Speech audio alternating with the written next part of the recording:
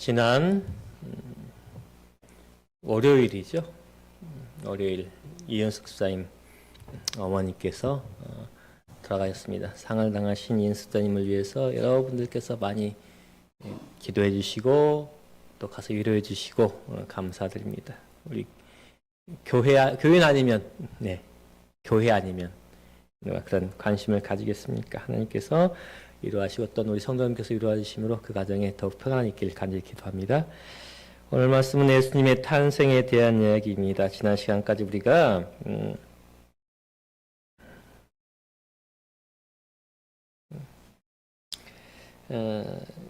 이야기 나누기를 사단은 이스라엘 백성 가운데 구원자가 나리라는 것을 알았으므로 왕으로 하여금 그들의 자녀들을 멸하도록 하여 하나님께서 계획하신 바를 좌절시키고자 하였다. 모세의 이야기를 하면서 하나님께서 이스라엘 백성들을 통해서 구원자를 보내실 것을 사단은 알았기 때문에 이스라엘하고 하는 민족 자체를 말살시키기 위해서 가진 노력을 한 모습을 보았습니다. 그 후에도 지금 이제 출애굽기를 우리가 지난기의 교과식으로 배웠고, 이번엔 여호수아를 배우지 않습니까? 여호수아로 와서도 이제 이스라엘 백성들이 주위 나라의 핍박을 받고,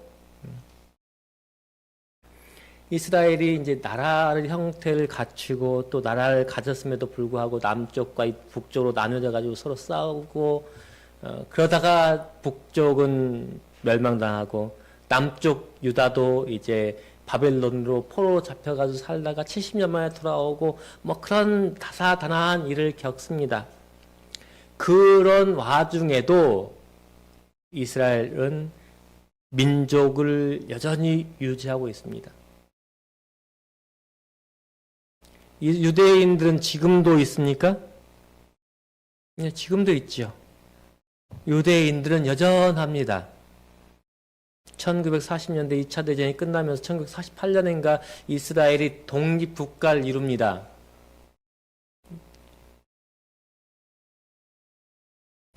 예수님 태어나시고 70년에 예루살렘이 멸망함으로 이 나라 자체는 다 없어졌어요.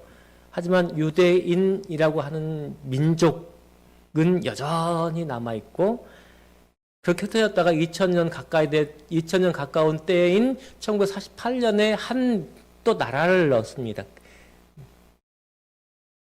그것 때문에 지금까지 맨날 피 터지게 싸우죠. 지금도 싸우고 있죠. 휴전을 했다고 하지만 여전히 싸움을 합니다. 왜요? 2000년 동안 자기 땅이었는데 갑자기 국제조약이라고 해가지고 팔레스타인 사람들이 다 쫓겨나고 유대인들이 들어와서 살게 되고,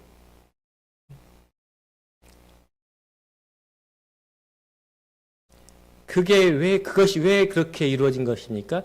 유대인들이 자기 혈통에서 누가 나시겠다? 메시아가 나시겠다라고 하는, 그리고 그런 생각을 가진 사람들 중에서 시온이 회복돼요. 시온이라고 하는 건 에루살렘입니다. 에루살렘이 회복돼야지 메시아가 태어난다라고 하는 믿는 시오니즘에 입각한 사람들이 이제 그 나라를 이렇게 회복하는 것입니다.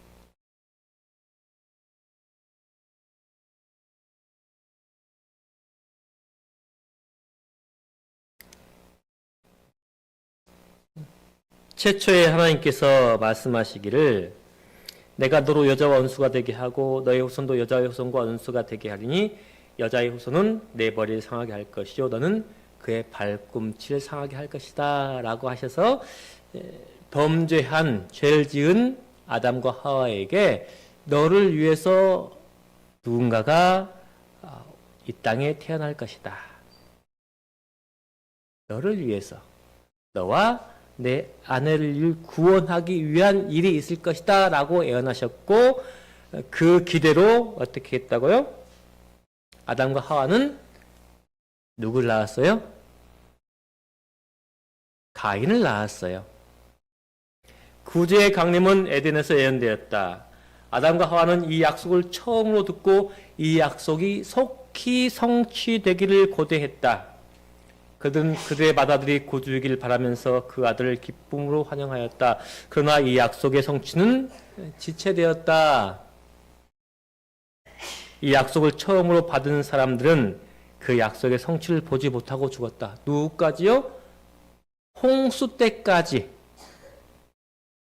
1000년이 넘는 시간 동안에 그 약속의 성취를 보지 못하고 죽었습니다. 에녹의 시대로부터 다시 이 약속은 조상들과 선지자들을 통하여 반복되어 그의 강림에 대한 소망이 소멸되지 않게 했지만 그는 오시지 않았다. 어느 때까지요? 모세가 태어나서 애굽 이집트에 있는 그 이스라엘 백성들을 가나안으로 데려갈 때까지, 그리고 나라가 이루어지고 나라가 망하고 또 나라가 세워졌다가 다시 로마에 복속되어서 로마의 한 주로 있는 그때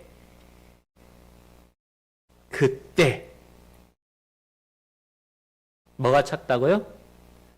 때가 찼다고요. 갈라디아서에서 바울은 이렇게 말합니다. 때가 참에 하나님이 그 아들을 보내사 여자에게서 나게 하신 것은 율법 아래 있는 자들을 속량하시고 우리로 아들의 명분을 얻게 하려 하십니다. 때가 참에 하나님이 그 아들을 보내사 누구에게 나게 하셨다고요? 여자에게 나게 하셨다고요. 송광정철 선생님께서 말씀하시기를 아버지 날 낳으시고 어머니 날 기르시니.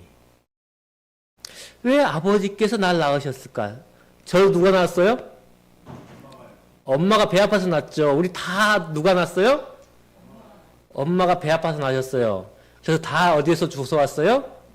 다리 밑에서 주워왔어요. 옛날 분들이 다 애들한테 놀리느라고 뭐요? 너 다리 밑에서 주워왔다 그러잖아요. 그 말이 맞아요, 틀려요? 맞아요. 맞아요. 옛날 못 사시는 분들 거지들이 다 다리 밑에 살았지만 그 다리 밑에서 주운 곳이 아니에요. 우린 다 어디서 밑에서 주워 오셨어요? 다 다리 밑에서 주워 오셨어요. 근데 왜 아버지가 날 낳으셨다고 하셨을까? 그 말이 맞아요, 안 맞아요? 가만히 생각해 보니까 맞더라고요. 아버지가 날 낳으셨어요. 그리고 어머니가 날 키우셨어요. 제가 예전에 그 말이 되게 고민됐었거든요. 근데 한 며칠을 고민하다 보니까 그 말이 맞더라고요. 이해가 안 되시면 좀 곰곰이 생각해 보셔요. 그런데 남자 없이 누가에게 나게 하셨다고요?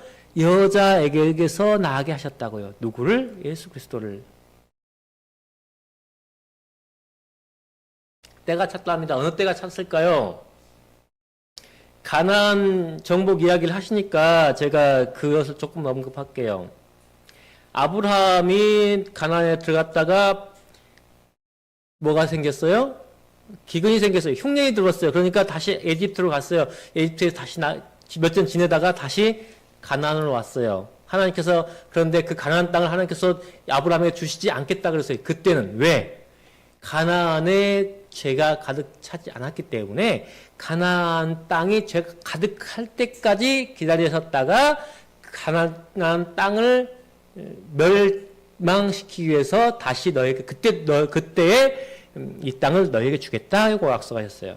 그래서 이 이스라엘 백성들이 다시 흉년이 드니까 야곱과 그 가족 70명이 이집트로 들어갔다가 나올 때 200만이 넘는 대군이 나와서 이제 가나안을 멸망시킵니다.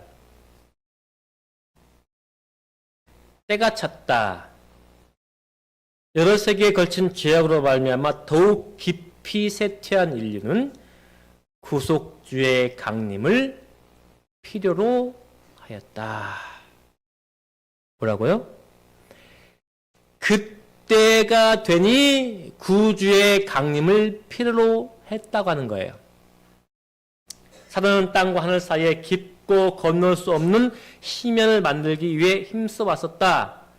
즉 사단이 이 땅에서 역사하는 힘이 가장 강력해져서 더 이상 하늘과 연결된 틈이 없는 때처럼 보이는 그때에 하나님께서 예수님을 보내셨다고요. 그는 거짓을 사용하여 사람들로 죄를 짓는데 더욱 대담하게 만들었다. 하나님께서 더 이상 인내하실 수 없게 하고 사람에게 대한 하나님의 사랑을 소멸시켜서 하나님께서 세상을 포기하여 사단의 지배하에 넘겨주도록 하는 것이 사단의 목적이었다. 우리는 보통 이제 그 기간을 4,000년 정도로 이해를 합니다. 우리 지구 역사가 6,000년 정도 지속되었다고 생각하고 예수님께서 태어나신 때가 창조 때부터 한 4,000년 후. 그럼 노아의 홍수는 언제쯤이냐? 한 2,000년. 창조된 후에 2,000년. 그 2,000년이 지난 후에 예수님께서 이 땅에 오셨다라고 보통 우리가 간략하게 이해를 합니다. 그러니까 4,000년 동안 사단이 이 땅에 활동하면서 하나님과 인류의 관계를 지속적으로 차단했어요. 그래도 이스라엘 백성들은 하나님을 믿고 따랐는데 문제가 뭐예요? 하나님의 말씀을 가지고 있는 이스라엘 백성이라 할지라도 그 말씀을 뭐해서 곡해해서 우리는 누구다? 하나님께 선택받은 백성이니 누구만 구원받는다? 우리만 구원받는다. 근데 우리만 구원받는데 왜 자꾸 외적이 들어와가지고 우리를 못 살게 굴고 또 우리는 바벨론으로 잡혀갔다 다시 돌아오냐? 그건 뭐다? 하나님의 말씀을 우리가 제대로 안 지켰다. 그러니 하나님 말씀을 이제 철두철미하게 지키자. 말씀을 말씀대로 한자 그대로 따르자.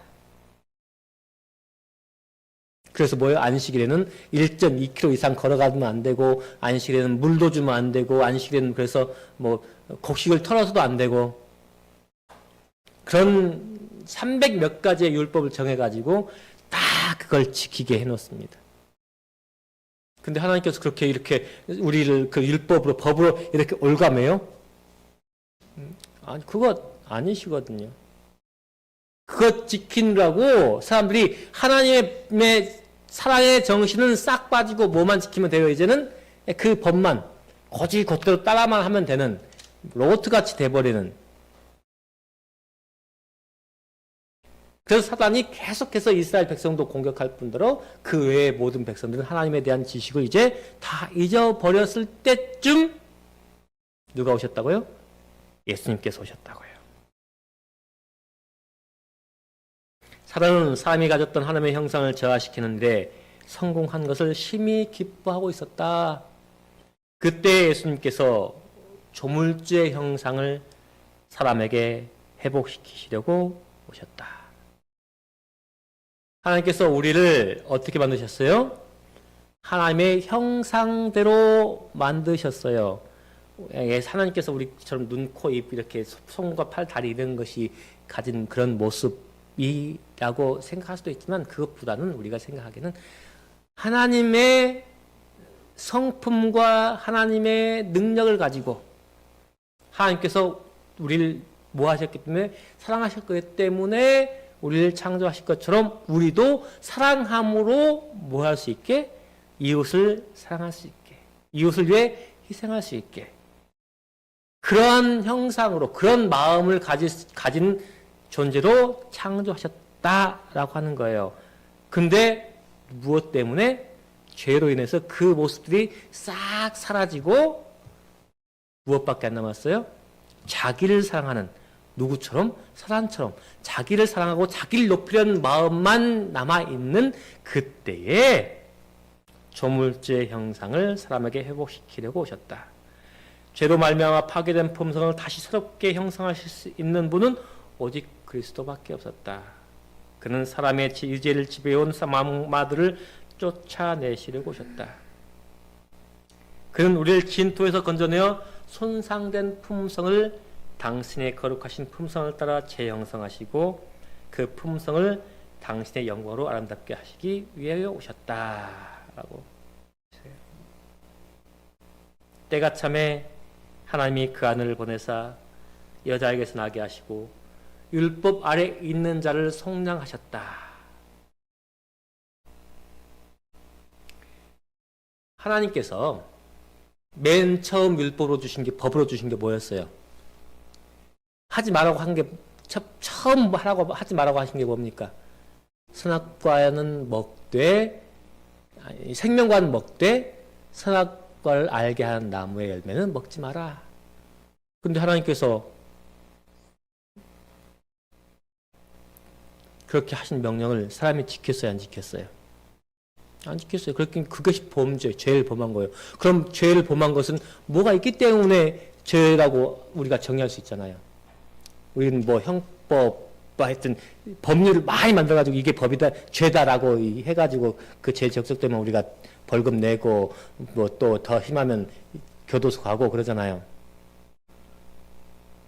하나님께서 맨 처음 만드신 법은 선악과를 먹지 마라. 먹는 날에는 정령 죽으리라. 먹으면 죽겠다. 형벌은 뭐예요? 죽음이었어요. 그 후에 하나님께서 이제 출애굽기에서 나오는 것처럼 출애굽기 20장에 10가지 법, 10계명을 우리에게 또 주시고 이것은 지켜라. 그 외에 또 그 후에는 이제 의식법이라고 제사를 어떻게 지내라, 하나님의 말씀을 어떻게 해라, 뭐 그런 많은 것들이 이제 생겼습니다. 우리가 죽는 것은 뭐였다고요? 하나님의 법을 어겼기 때문에 죽는다는 거예요.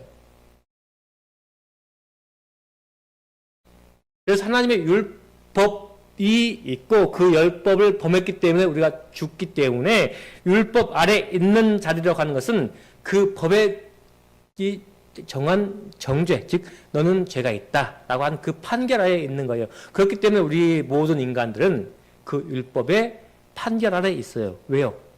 다 죽기 때문에. 만약에 지금 최초부터 예수님께 하나님께서 이 땅을 창조하신 이후에 죽지 않은 사람이 있다고 하면 그 사람은 그 율법의 정죄, 즉 율법이 내린 판결에 속하지 않은 사람이에요. 하지만 지금까지 살아있는 사람이 한 명도 없죠. 그러므로 우리 모든 사람은 그 율법의 판결 아래, 정죄 아래 있는 것입니다. 그런데 율법 아래 있는 자들을 뭐 하셨다고요? 속량하셨다라고 표현하고 있어요. 속량하셨다는 표현을 이렇게 주석해서는 이야기를 합니다. 바울이 후견인과 청지기 아래 있는 자들을 종 혹은 노예 신분에서 사서 구해내는 것을 특별히 생각하고 있음이 제시되어 있다. 옛날 우리나라 노비가 있었죠. 노비 문서를 주고 팔았죠. 노비 문서를 찢어버리고 불태워버리면 그 사람이 노비가 더 이상 노비의 노비가 아니에요. 아니에요. 그것처럼 바울이 말하는 것은 죄 아래에 있는 사람을 뭐 했다? 돈 주고 샀다라고 하는 거예요. 인간을 죄에서 속량하는 좀 더 중요한 사업과 더불어 그리스도가 의식제도의 표상을 성취하심으로 그 제도에 대한 지속적인 규제에서 율법의 요구사항을 따름으로 구원을 추구해온 모든 자에게 임한 저주에서 유대인은 해방됐다.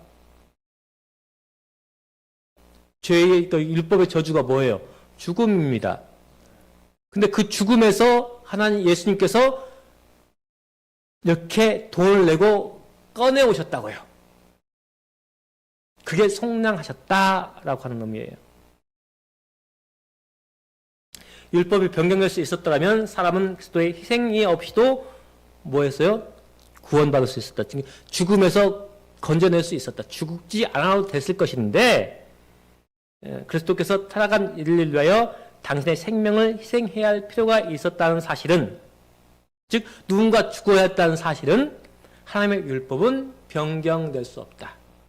변할 수 없어서 죄인을 율법의 요구에서 면제하지 않는다는 것을 증명합니다. 즉 율법은 항상 그렇게 죄를 정해야 돼요. 사람의 법은 어때요? 바뀌죠. 그리고 어때요? 좋은 변호사 사서 하면은 20년짜리도 뭐예요? 10년으로 줄고,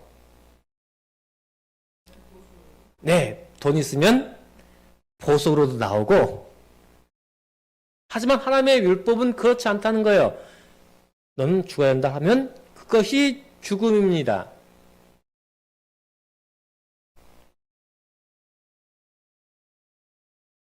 그래서 하나님께서 맨 처음에 약속하시기를 여자의 후손이 너를 위해 죽을 것이다 하시고,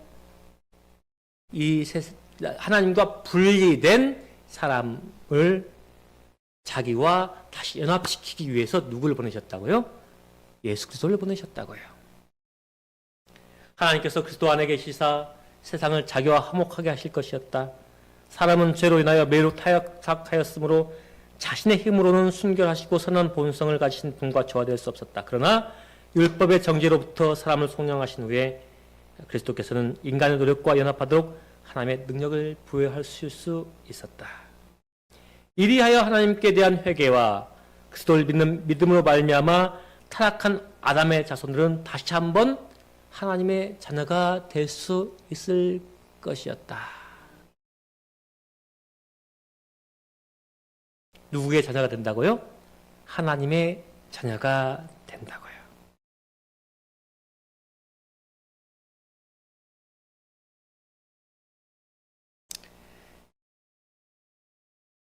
예수님께서 여자에게 태어나셨고, 그 태어나신 때에 하나님께서 말씀하시기를 임마누엘이라 하리라. 하나님이 우리와 함께 계시다라는 뜻이다. 누구요? 임마누엘인데 그 뜻은 하나님이 우리와 함께 계시다. 하나님은 저 위에 계셨잖아요. 우리 인간과 같이 있으면 안 되잖아요. 왜요? 하나님의 영광 때문에 우리는 그 영광에서 소멸될 수밖에 없어요. 우리 사람이 맨몸으로 영광 내에 들어갈 수 있어요? 없잖아요. 근데 그 영광로보다 더 뜨겁고 빛나는 분이 하나님이신데, 그 하나님이 우리에게 같이 있으면 우리는 그 죄때라고 하는 것은 하나님과 같이 있을 수 없기 때문에 소멸될 수밖에 없지만은, 그 하나님이 인간의 모습으로 오신다면, 그래서 하나님의 신성이라고 하는 것이 그 인성 속에, 사람의 모습 속에 그냥 숨어 들어있다고 하면은 그 빛이 나지 않으므로 우리는 하나님을 만날 수 있고 볼 수 있어요. 그리고 만질 수도 있어요. 그것이 누구시라고요? 예수님이시라고요.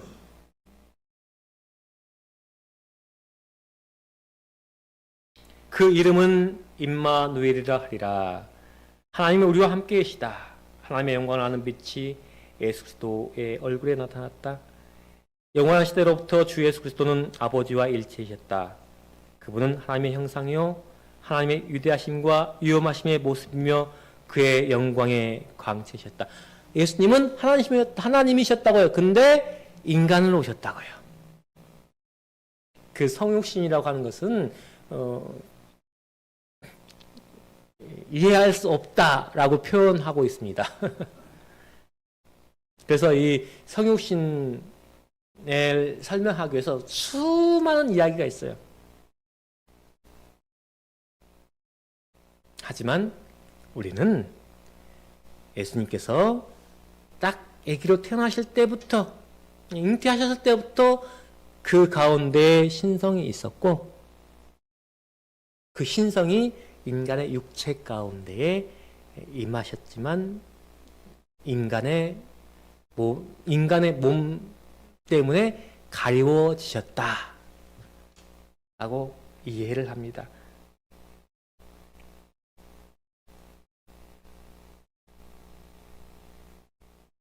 말씀이 육신이 되어 우리 가운데 거하심에 우리가 그 영광을 보니 아버지의 독생자의 영광이요 은혜와 진리가 충만했다 라고 표현하고 있어요.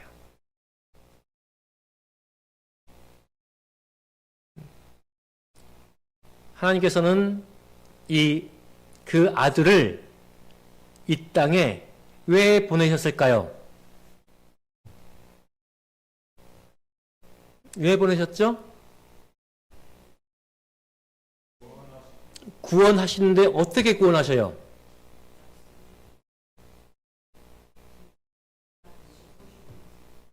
결론이 뭐예요? 예수님의 결론은 뭡니까? 죽으심이에요. 예수님은 이 땅에 사람들에게 봉사하시고 복음을 전파하시고 가르치시고 뭐 하셨어요? 가르치시고 전파하시고 약한 자를 고치셨어요. 그렇죠. 예수님께서 3년 반 동안 이 일을 하셨어요. 하지만 이 일이 목적이에요? 아니요. 예수님은 이 땅에 죽으러 오셨어요. 그게 창세기 3장 15절의 말씀이에요. 아담과 하와가 자기의 구속주가 죽을 거라고 예상했다고 하면 그렇게 고대했을까요? 자기 아들이 가인이 자기를 위해서 죽어야 된다라고 하면서 그 아이를 낳았을까요?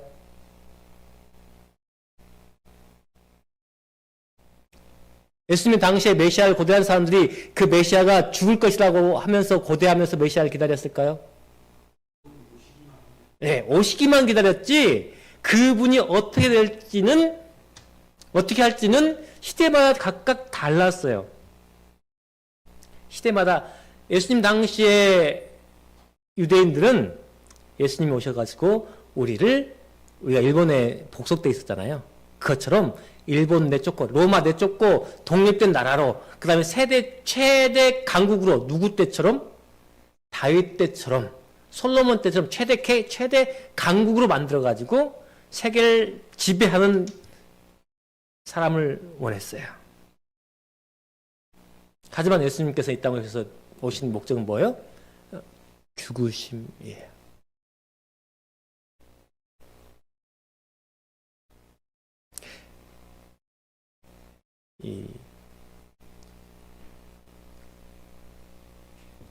부모에게 자식은 신이다라고 하는 말 혹시 들어보셨어요? 부모에게 자식은 신이다. 제가 한두 번 말했어요. 그게 영화 대사 중에 나온 말이에요. 제가 그 말을 듣고 곰곰이 생각했는데 과연 그럴까 했더니 과연 그래요. 우리 교회를 다니시는 분들, 하나님을 믿는 분들도 다 똑같아요. 네. 저희는 넷이에요. 신주단이 넷이야. 그래서 그 마음. 그래서 하나님께서는 어떻게 하나님께 신이 있다고 하면 하나님이에요. 그렇죠? 하나님께서 하나님을 내어주셨고 아들을 죽게 하셨어요. 어떻게 그렇게 하셨을까? 우리가 그리고 하나님께서는 어떻게 그것을 버리시고 이 땅에 인간의 모습으로 오셔서 죽으셨을까? 그것이 가장 하나님의 성경에서 말하는 전체적인 이야기입니다. 그것을 이해하면은 우리가 하나님을 다 이해하게 돼요. 근데 그렇지 못하죠. 여전히 그래서 우리가 하늘에 가서 연구할 주제도 뭐라고요? 그 하나님의 사랑이라고요. 어떻게 하나님이 자기 아들을 보내서 죽게 했을까? 그것이 영원 무궁한 연구할 주제라고 이야기를 합니다. 말씀이 육신이 되어 우리 가운데 거하심에 우리가 그 영광을 보니 아버지의 독생자의 영광이요 은혜와 진리가 충만하더라. 그 말씀이 지금 우리에게 주어졌고 예수님께서는 그렇게 이 땅에 오셔서 다음 시간에 우리가 제가 다시 나눌 이야기는 죽으셨어요.